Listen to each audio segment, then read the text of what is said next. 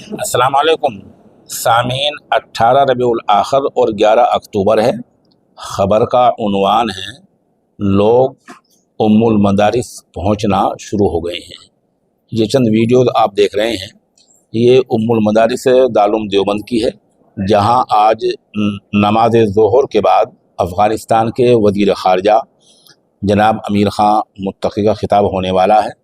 और कुछ लोग जैसा आप भीड़ में देख रहे हैं यहाँ पहुँच चुके हैं। अभी तक मेवात के उलमा को मैंने देखा है, वो पहुँच चुके हैं, आसपास के लोग पहुँच चुके हैं और तकरीबन 10 बजने वाले हैं।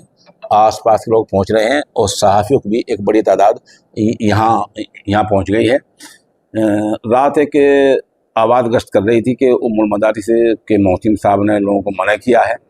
मोहतिम साहब ने मना इसलिए किया है कि मामला थोड़ा बड़े आदमी आते, सिक्योरिटी का मसला होता है, लेकिन जो उलमा हैं अगर उस वक्त तक पहुंच जाते हैं और जैसा अभी भी काफ़ी आ चुके हैं तो इंशाअल्लाह वो उनके खिताबात से सब के सब मुस्तफ़ीद होंगे।